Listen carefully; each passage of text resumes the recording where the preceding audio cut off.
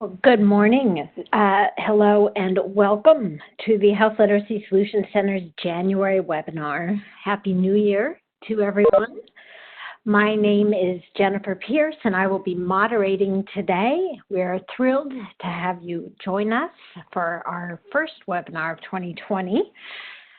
Before we begin, and as people continue to join, I wanted to just address some of the webinar details you see on your screen. Audio is being provided through your computer speakers. You've probably figured that out. There is no dial-in option. All attendee microphones will be muted for the duration of the webinar. We ask that you utilize the chat function. You can access that by hovering. You probably see a microphone icon near the bottom of your screen in the middle. There's a little conversation bubble, and if you click on that, it will bring up the chat box. So please feel free to ask questions throughout the webinar, and you can direct your questions to me or to everyone, and I will then pose them to the speaker. If you have any technical difficulties, please address them to the address shown on the slide. It'll be back up in just a minute. IHA offers technical assistance throughout, so we want to hear from you. And the webinar will be recorded, and the recording will be posted on the Health Literacy Solutions Center, found in the webinar archives, along with a copy of the slides. After the webinar, you will receive a link to an evaluation form, and we ask that you take a moment to provide your feedback. We value your feedback, and we'll use it in subsequent decisions about other programming. So please do that. And for those of you who signed up to receive CEU credits, you must complete an evaluation in order to receive credit. It's your ticket to getting your CEU certificate. So look for that email coming after the webinar.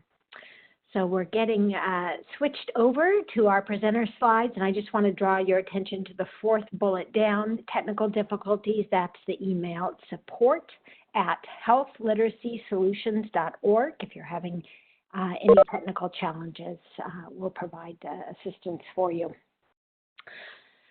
So without further ado, I want to get started, and I have to say I'm particularly excited today.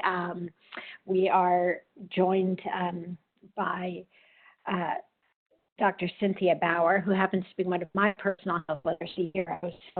She'll be chatting today around health literacy and building a policy agenda using the Maryland example and how we can apply that throughout the country.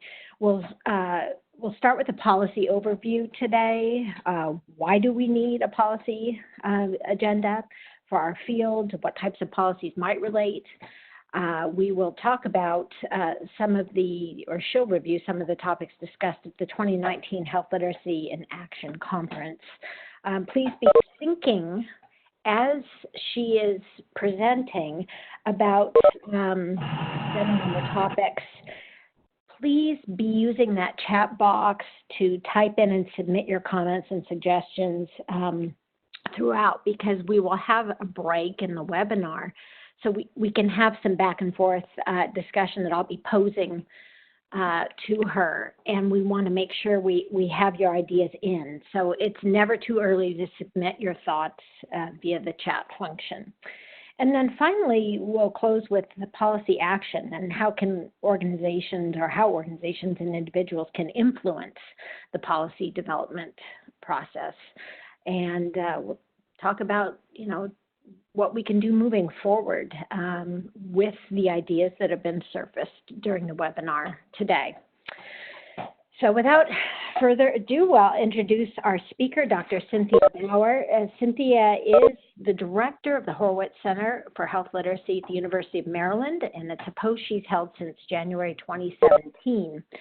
She previously worked for 17 years in communication leadership roles with the Centers for Disease Control and Prevention, known as the CDC, in Atlanta, Georgia, and the U.S. Department of Health and Human Services in Washington, D.C., where she led multiple initiatives to define best practices and guidelines in health communication and health literacy. She was the first manager of the Healthy People Health Communication Objectives and the editor of the U.S. National Action Plan to improve health literacy. She created CDC's health literacy website and was co-creator of the CDC Clear Communication Index. I think it's probably safe to say that most everyone working in the field has used the tool she's helped create. So thank you.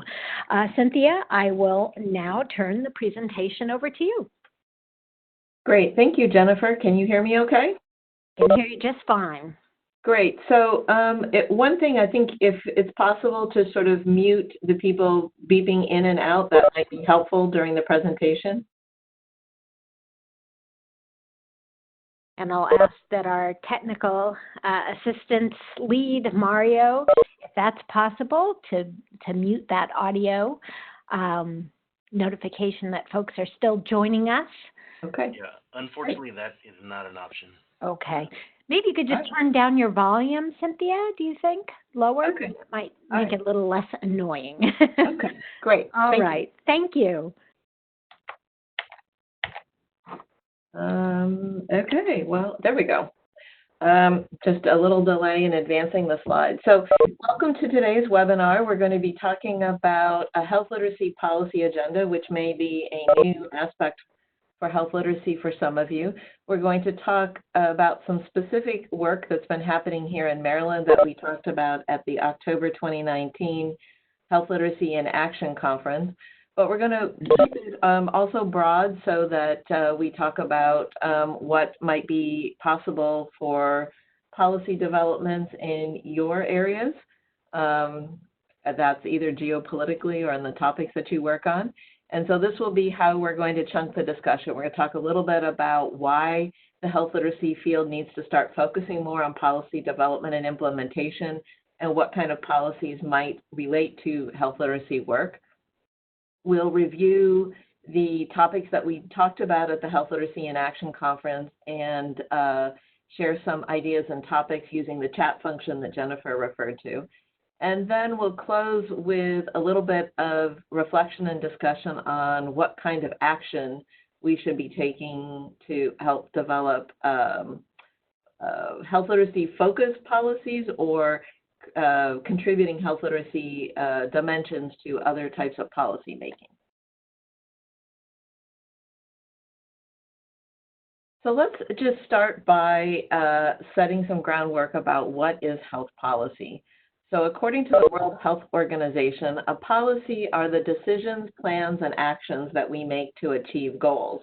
So that sounds very general, of course.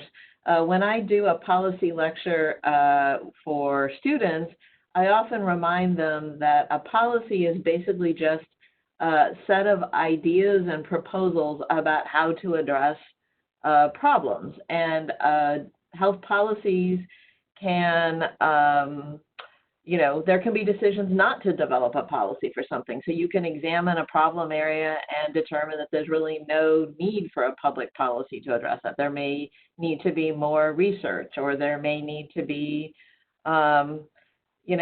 education or something else. So policies are not always the answer, but oftentimes public policies can help you address a pressing public problem. They provide you a vision of what it is that you want to accomplish. Sometimes they can be very specific with targets and outcomes. They signal what are the priorities in a particular area. Who might be responsible? So policies often say it's going to be the such and such agency or professionals working in this area who will be responsible for addressing the problem. And then they may or may not address the resources. So oftentimes you'll hear about unfunded policies as unfunded mandates. So what that means is that there's been a policy that's been put into place but no additional resources provided, and that usually irritates and upsets the people who have to put the policies into place. But oftentimes it's thinking about maybe some of the resources that were being applied in other areas and how those resources can be redirected for the new policy. So very generally, a policy is a statement about what a group intends to do about a particular problem that's been identified.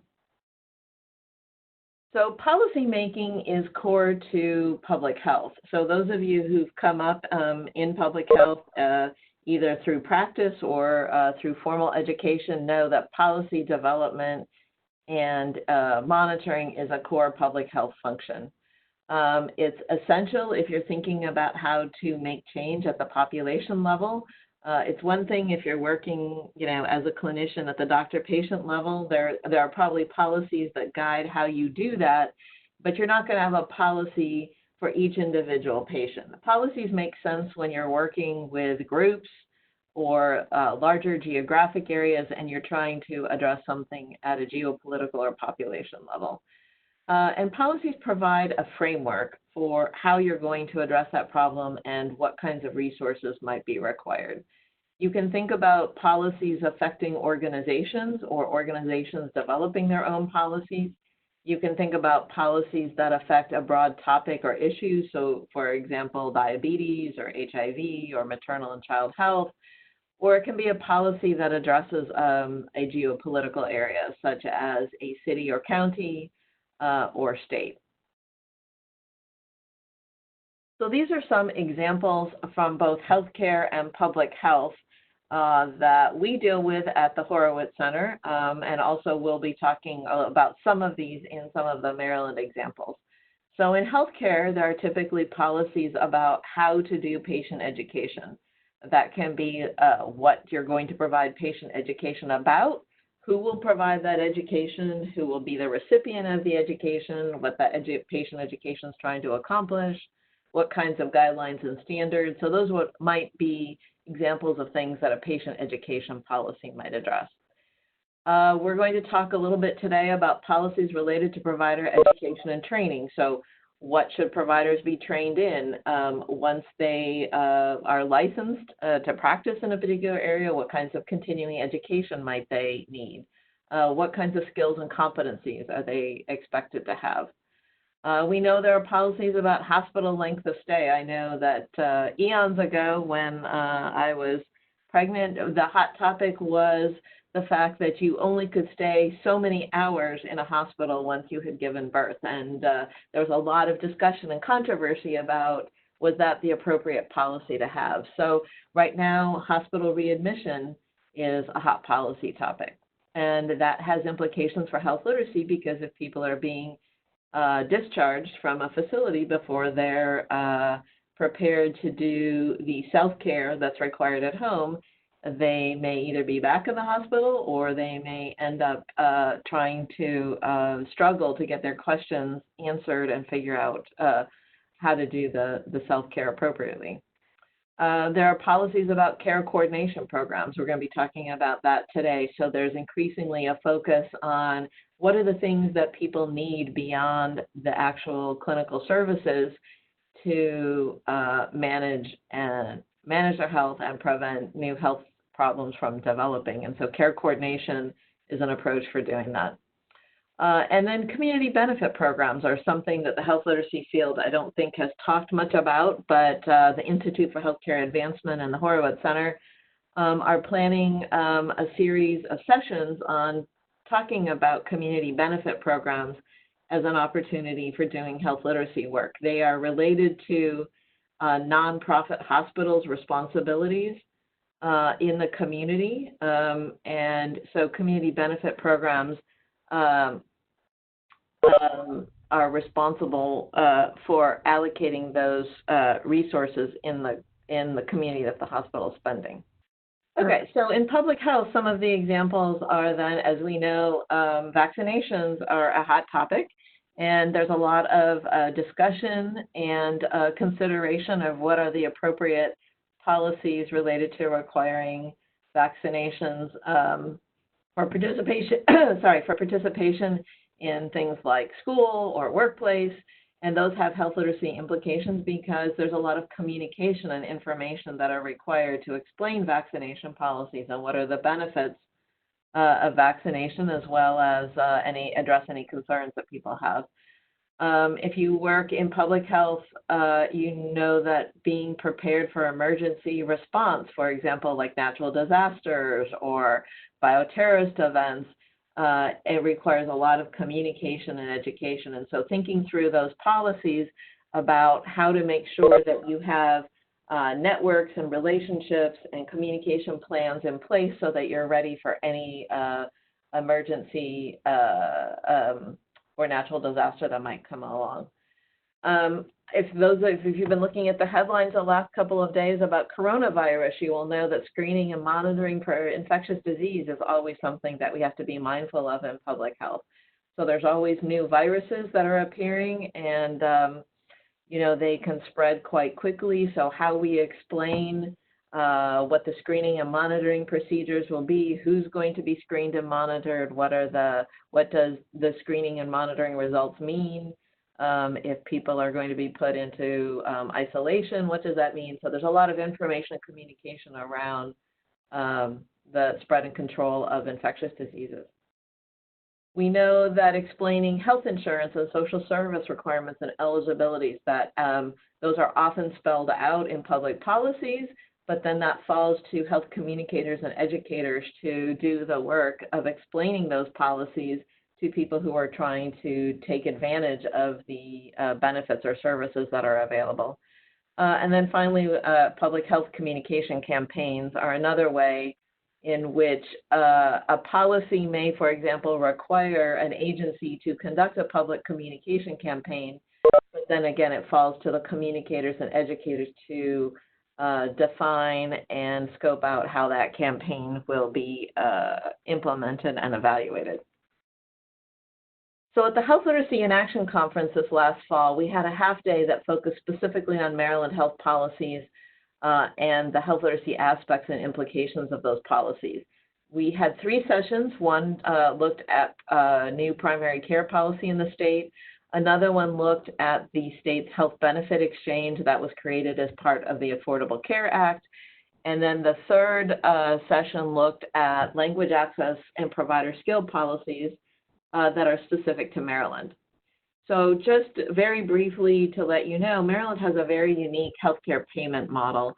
There have been various versions in place for a number of years, and I won't go into a lot of detail about that, but it is important to know that that is part of the framework for thinking about public policy making, is that the state of Maryland Department of Health has arrangements with the federal government, particularly with the Centers for Medicare and Medicaid Services, about the reimbursement of hospital services and now primary care services for Medicare beneficiaries.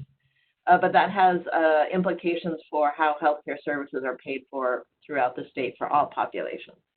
And so the role of the Horowitz Center has been to take what we know and are concerned about related to health literacy and link that to this policy environment related to other issues in the state. So I want to just briefly review what we talked about related to primary care in that session last October. So our speaker, who was from the Maryland Department of Health Primary Care Program, talked about new care coordination services that are going to be provided. That includes referrals to community resources. There are going to be new patient and family advisory groups at the primary care level. So those of you who work in hospitals know that there have been patient and family advisory councils in the hospital setting, but this new policy around primary care is creating patient and family advisory councils or groups at the primary care practice level. So a much more local and much more local approach to this.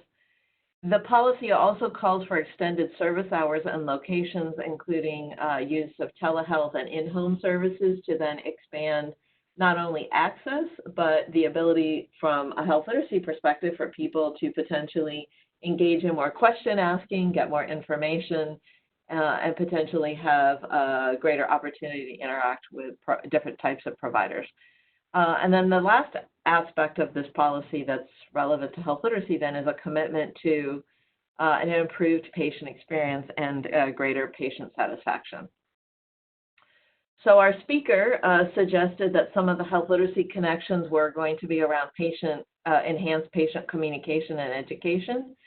the way that providers communicate with patients, and then the ability to expand providers' ability to meet patients where they are.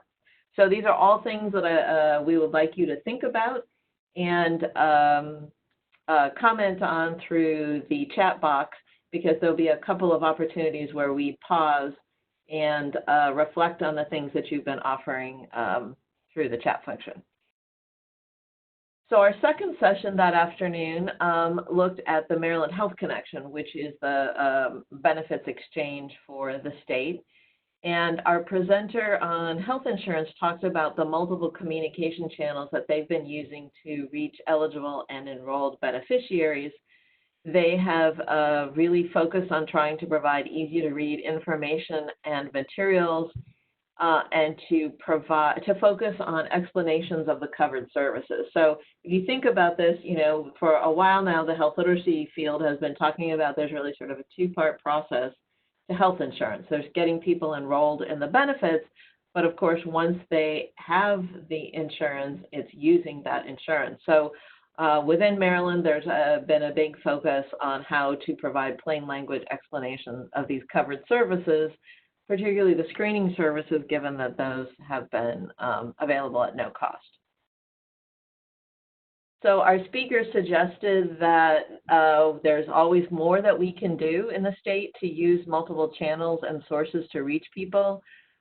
They use a lot of digital channels such as email and social media. They have a network of assisters throughout the state who help people you know, decipher what their options are and how to use the services.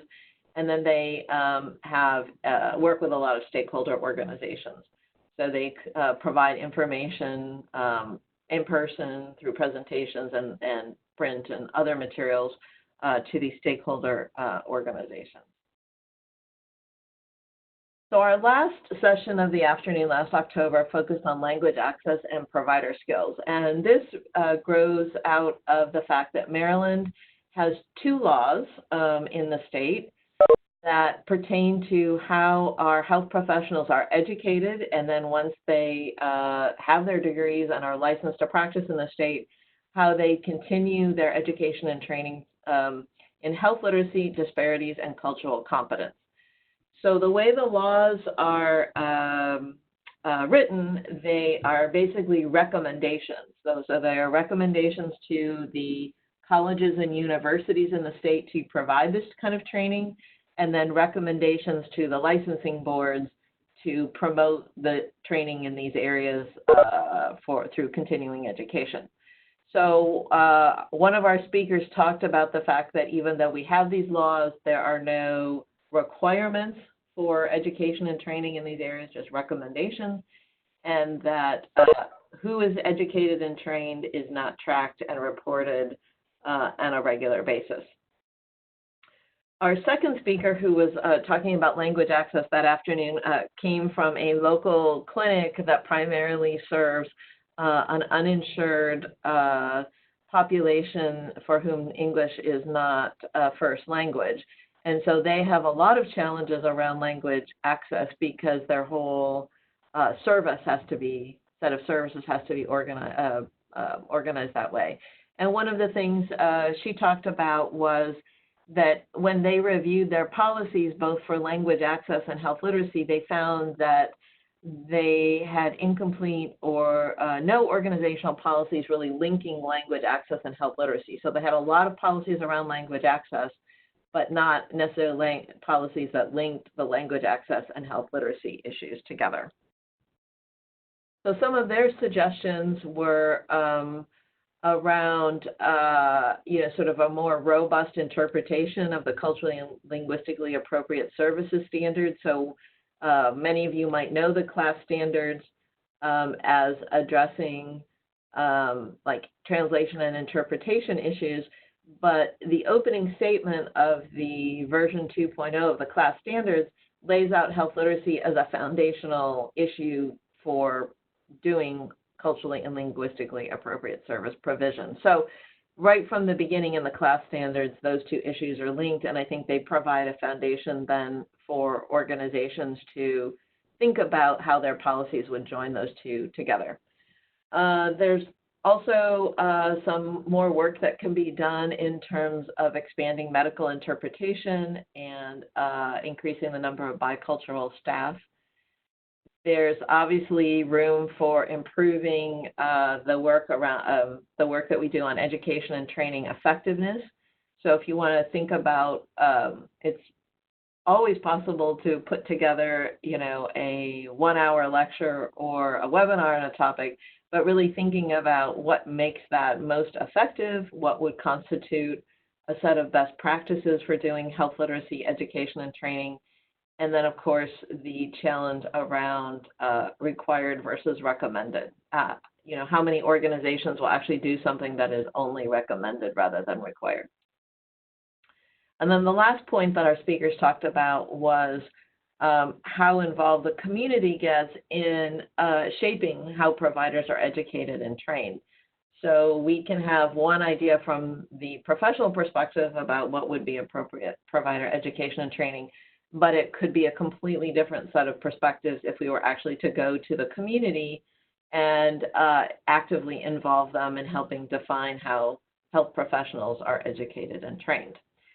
So that was, we could range of topics and suggestions that we covered in that afternoon last October. And now we would like to pause and,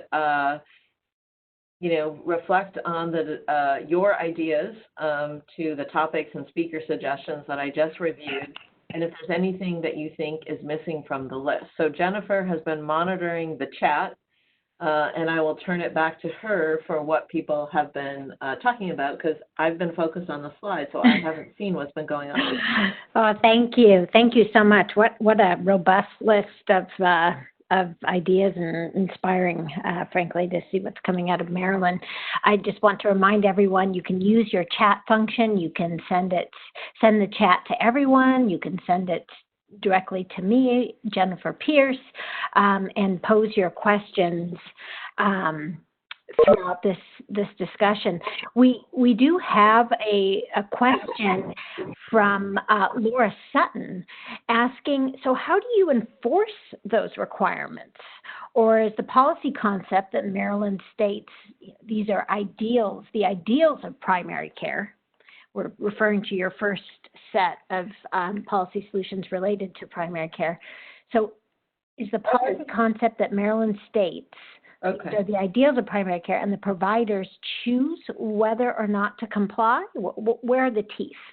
Well, so for the primary care program in particular, the state has very specific benchmarks and measures that they've negotiated with CMS that they have to meet. So those are irrespective of anything related to health literacy or health communication.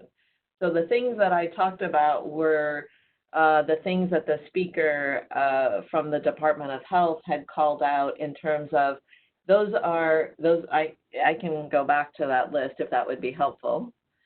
Sure. So the care coordination services, the patient advisory groups, extend hours and locations, and the commitment to patient experience and satisfaction, those are all in the state's contract with CMS. And so there are metrics and benchmarks and all kinds of things that the state has to meet in order to get, reimbursed appropriately. And there's also cost savings that they have to show as a result of this work. So those are not things that the Horowitz Center has been involved in. Those are things that are happening as part of the primary care program overall. And then what the focus that afternoon was, given that many of these things that the primary care program set out rely on effective provider-patient communication, education, information, then that was sort of the health literacy lens we were bringing to the conversation. So just to clarify then, these are not actual policies. These are just ways that health literacy could be sort of piggybacked or hitched to existing. No, this is the policy in the state. This is a written policy. It's called the broader policy is called the Total Cost of Care Program. Mm-hmm. And then the Maryland Primary Care Program is a policy within the Total Cost of Care model that Maryland has. So the State Department of Health has websites has web pages that describe the total cost of care and the Maryland Primary Care Program. So those are themselves policies. And then these are elements of that policy that to us stood out as having direct linkage to health literacy issues that that the field generally works on anyway. Thank you for that clarification. So going back to her question, then it sounds like there are no teeth, I guess. Yeah, no, actually it's just the opposite. There are plenty of teeth because the state of Maryland is on the hook financially if they do not meet the milestones they've committed to the federal government. So how are these measured? Well, that's probably its own webinar. And I don't have all of those details at hand. I would refer people to the State of Maryland Primary Care Program website for all those details. But there are, there are specific measures that have been identified related, to each of these issues about what the primary care practices have to achieve. And then there's another layer in here called the care transformation organizations that are like technical assistance groups that are also interacting with the primary care practices. Okay. Well, one question I have is related to this idea that so much of health is regulated at the state level. And so we know that the federal government has anything having to do with CMS. We've got the Federal Plain Writing Act. And at the state level, there seems to be a lot more room for creativity. And indeed, that you're talking about some of these here at Maryland. What are your thoughts on where state regulation, health regulation, is ripe for health literacy related policy? I guess, I think in the current environment, getting agreement across 50 states on things related to healthcare is obviously a very challenging undertaking, right? So the continued debate, I guess, to use a polite term, the continued debate over the Affordable Care Act I think is just a reflection of how big some of the differences are across the country. So to me, I think at the state level is a much more promising avenue to try and get changes in this area than trying to get something that's going to be accepted across all 50 states right now.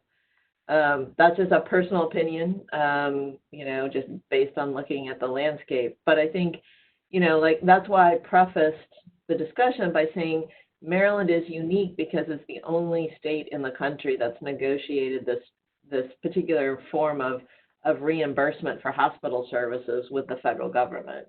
And so that provides that context in which different kinds of experimentation like the Maryland Primary Care Program can take place. It's not to say that other states couldn't do something similar, but it probably would look different because they would have a different model for reimbursement. And I would say if you're working on healthcare, at the end of the day, you always have to come back to who's getting paid for what.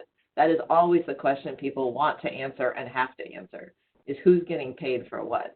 So if you're not dealing with where money is going and who's getting paid to do things, then I don't think you're going to end up with a very effective policy. So if it's a policy like the Maryland Primary Care Program that was not written as a health literacy policy, but if you look at these elements of it, clearly has a lot of health literacy elements to it, you're still going to have to think about not just, yes, we want everybody to understand, but it's like, how are we going to pay for people to make sure that this understanding and access to information and services is going to happen in a way that we think conforms to best practices or with the guidelines that we have developed, like the Clear Communication Index or the Federal Plain Language Guideline. Mm-hmm. And is Maryland, are there any examples that you'd like to draw our attention to in Maryland, successful examples of how that's being done?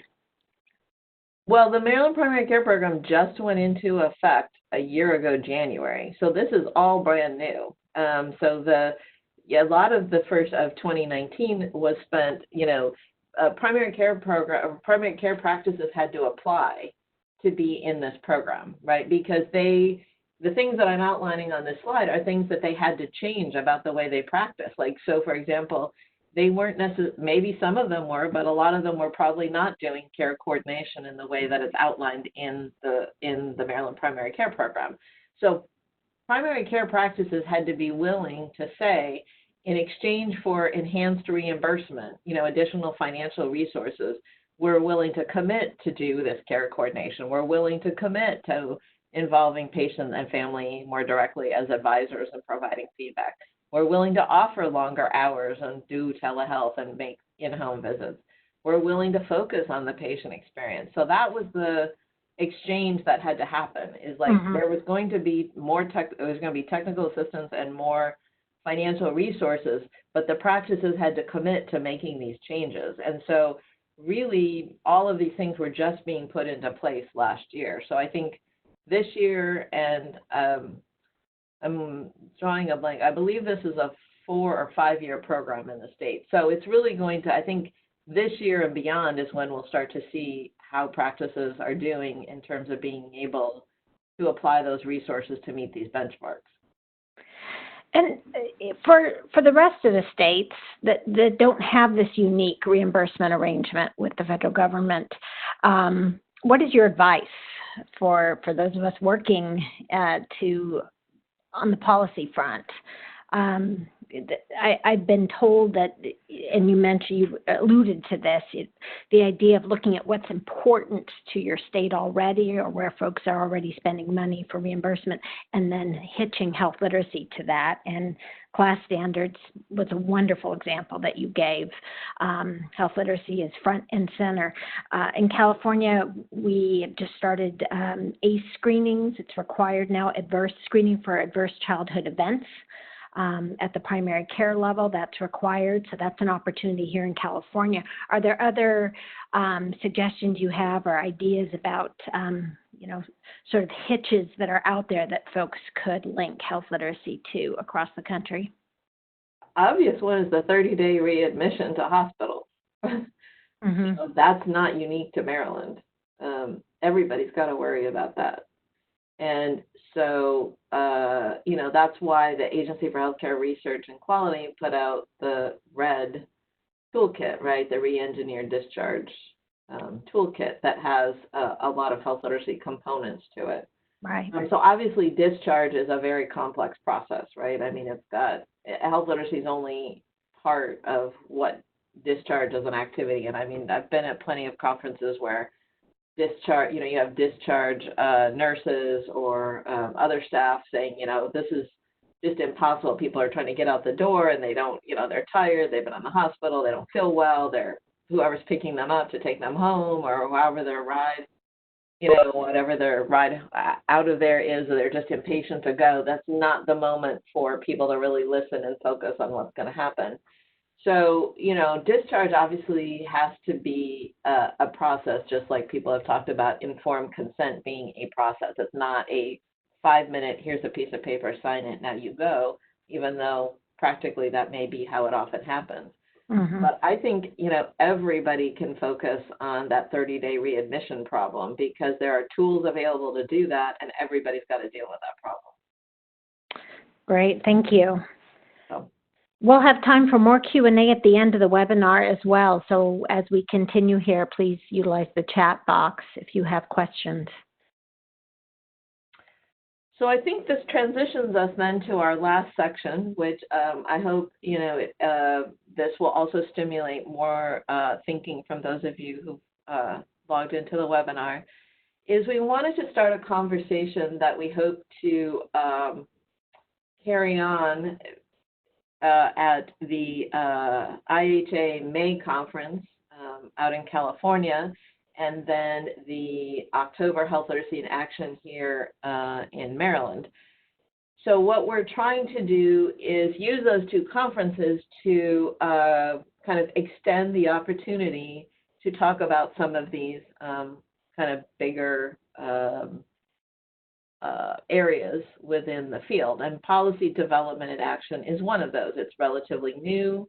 We haven't had a lot of opportunities within our conferences to talk about policy. So this is something that IHA and the Horowitz Center are trying to do, is stimulate more conversation, more attention to policy issues, and then the webinar is just sort of a starting point, and we're hoping that these will continue into the conferences this year. So if nothing occurs to you now, you will still have additional opportunities at either the May or October conferences. So I wanted to kind of break these into, some sort of concrete action steps for you to think about. I recently had the experience, I'm very active in my county in the local health coalition, and that's one way that I try and work on policy development, is because it's not just at the state level, it's also at the county and in some cases the city level. So at the county level, our health coalition is taking what's called a PSE, Policy Systems and Environment approach. And we have a health literacy subcommittee within this health coalition.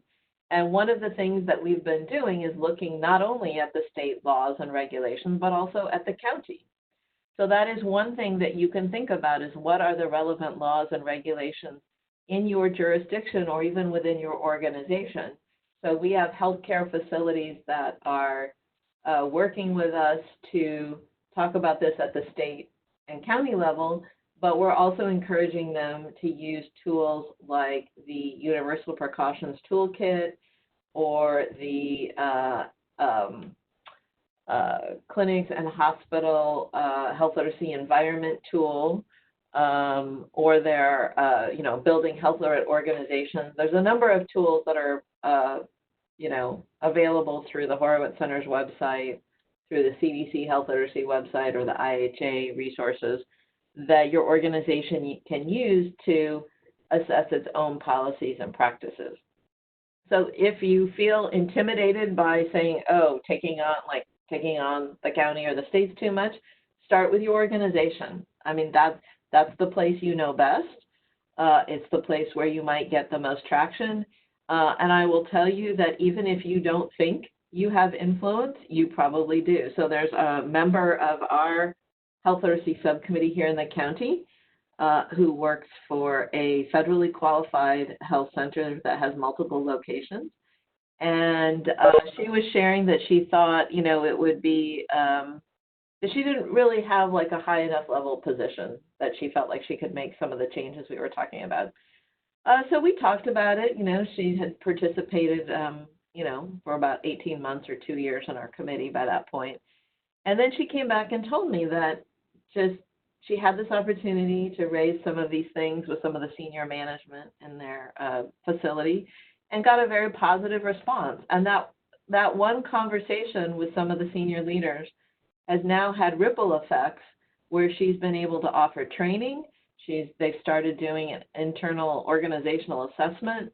And so there's a number of things that have taken place. And she said to me, it was you telling me that I had more influence than I thought that gave me that confidence to have that initial conversation that has now had all of these ripple effects. So I would just strongly encourage you, if you think that venturing out and talking about policy in the county or the state seems like a bit too much, start with your organization, because you will learn a lot about your organization, but it will also generate ideas that you can take into these broader realms. So I would strongly encourage you to take that step. The second step I would encourage you to think about is finding out what are the local coalitions and committees in your area that you can get involved in that might have a health literacy component. So I'm active in my civic association. I'm active in my county health coalition. I am active in state level committees, but that's because that's what my job is as part of the Horowitz Center. But there's lots of other things that are going on, where you can be involved. Last night I was out at a community meeting where they were talking about a new streetscape plan for a 2-mile section of road that happens to adjoin the university here. This was, a very local coalition that was working with the county to make this happen.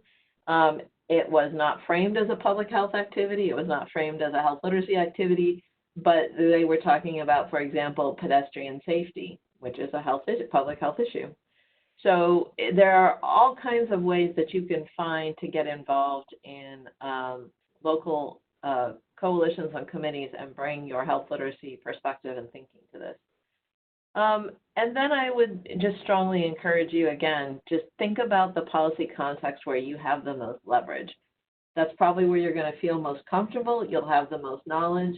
So it might not even be, if you're in a big organization, like say a multi-site hospital network, thinking about that as your organization might be too much. Think about your department, your team, whatever level, whatever your environment is where you feel most comfortable, that's probably where you're going to have the most leverage. And there are going to be policies that relate to the work that you all do that you can review and reflect on and say, what are the information and communication education components to that work, and how might we bring a health literacy lens to that work? So that's for you at your organization and individual level. In terms of for the field, I would strongly encourage you, if you see sessions that talk about policy at health literacy conferences or other conferences, come to those. You might say, well, I'm not really a policy person. I don't have any background in policy. I don't have any training in policy. That's not necessary. But really seek out those opportunities, participate at policy discussions at conferences. Think about the programs and interventions that you either already are running or are thinking about starting, and really focus on what are the policy implications. So you may think that it's important to, for example, review and revise the patient education materials in your facility. That probably links up, even if you don't have an explicit policy about patient education, that probably links up to other policies in your organization that are related to how patient education is done.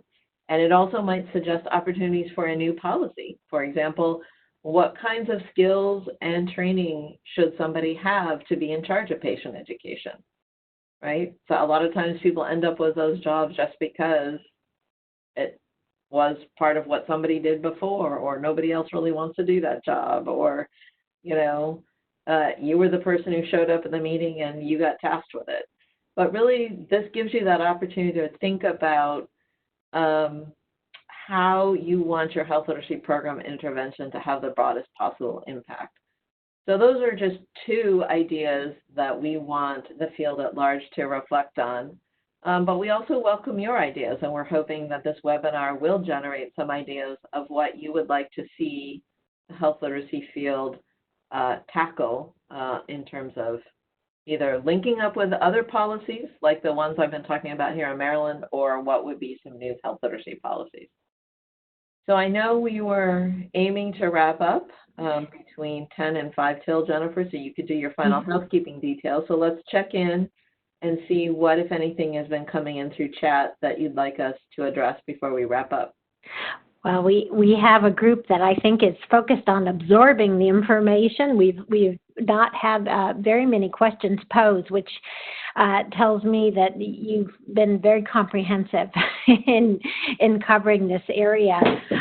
What I do want to, we've got a couple minutes here for Q&A, so please do, if you have any additional questions, use that chat box. A couple of things that you mentioned, Cynthia, I wanted to just remind folks your idea about, starting locally, either, within your own organization or within your county. You mentioned some excellent tools, the Universal Precautions Toolkit, the Health Literacy Environment of hospitals. I'm thinking about the 10 attributes document. All of these can be found in the resources section on the Health Literacy Solutions Center website very easily. You can search those tools. Joining is free. There's no cost at all. And we mine the Health Literacy listserv every month to capture those resources. So it's a one-stop shop. And also, you referenced, the IHA Annual Health Literacy Conference, and I just wanted to remind folks that is coming up. Actually, early bird registration runs through March 2nd, And the conference this year will be May 13th through 15th in Costa Mesa, which is Southern California, beautiful, sunny Southern California. So just wanted to provide some additional details on two of those topics. And something you mentioned struck me when I was getting started at a health system in 2009 that had zero health literacy agenda whatsoever. One thing that I did, and I'm not saying that this is how it should be, but I actually did some work over the weekend one time reviewing and revising a document that was very popular in the organization, and I revised it into plain language and kind of came back in and said, this is how, when you take a health literacy approach and how, apply health literacy principles, this is what this document could look like. And sometimes that very tangible example got people to understand, and it's almost like taking a match to a very dry tinder.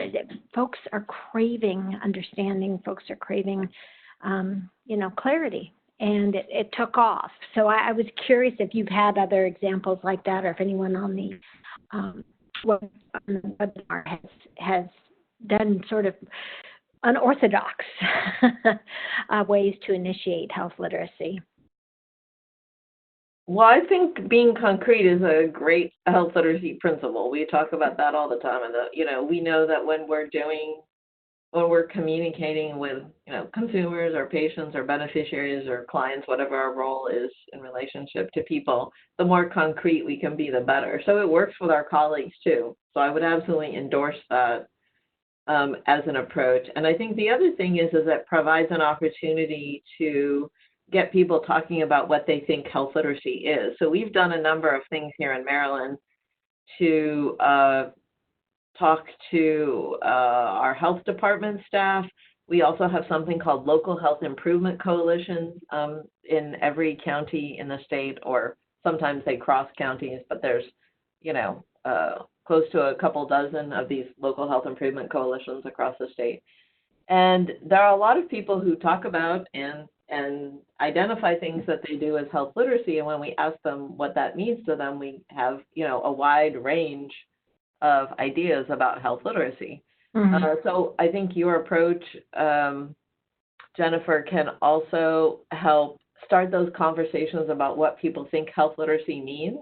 And I think one of the best things you can do in whatever your context, whether it's at your like team or department level or your organization level, or once you start branching out into, the city, county, state, et cetera, is make sure you're talking about the same thing when you're using the term health literacy, because we've found that is a challenge as we kind of move beyond, the people that we would normally talk to, right? Health literacy can mean a lot of different things. And it's not to say that, you've got to go out and enforce one definition, but it's just always helpful to know what people, what's their mental model of health literacy. How do you align that with what you want to do? And, they may be suggesting things that you hadn't thought of too. So I think that's always a helpful conversation. That's a great point. And Becky Opara has asked for you, Cynthia, do you know or are you aware of policies regarding health literacy in other states in the United States? Well, actually, on our website, we have a page, and I'm drawing a blank on what tab it would be under, but we had collected information about policies in different states. Some have been proposed and not necessarily passed, but there are a number of states that have policies that maybe aren't called health literacy policies, but are like the ones I've been talking about here in Maryland, have health literacy implications to them.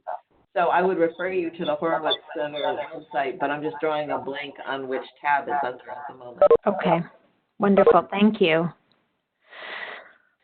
Well, I will, there's so much to reflect on here. And again, for everyone who's joined us, These slides, a copy of a recording of the webinar, will be posted on the Health Literacy Solutions Center website, and you see it there on your screen, healthliteracysolutions.org.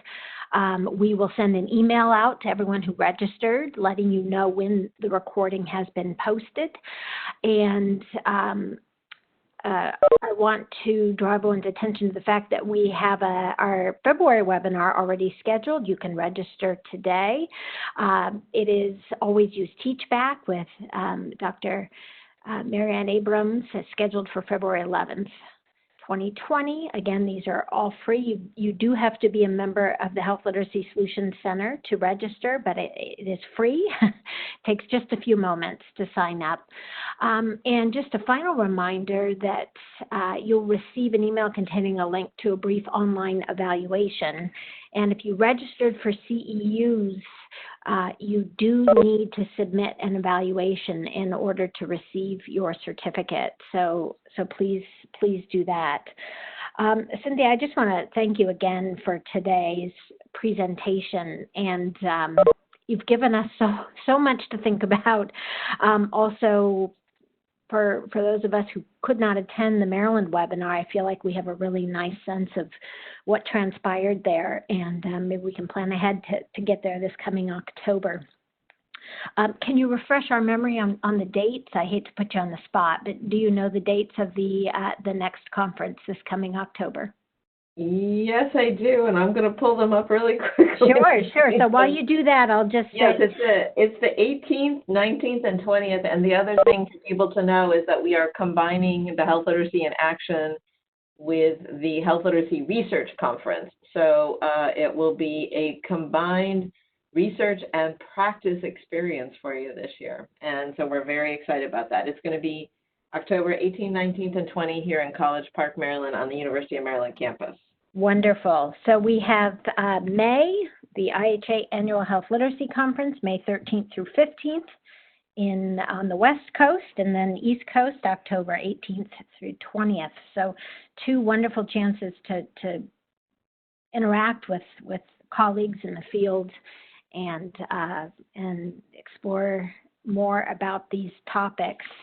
This was very insightful today, and I hope everyone feels like they have a little bit of a map to take away and a way to start, even if opportunities don't necessarily feel obvious for a health literacy intervention. I think you mentioned, you can bring that health literacy lens to all sorts of engagements and slowly make progress that way.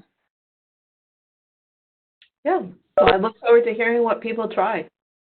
Excellent. Well, thank you all so much, and we will see you on February, or at least hear you, on February 11th, 2020. Thank you all for joining today. Have a good afternoon. Thank you.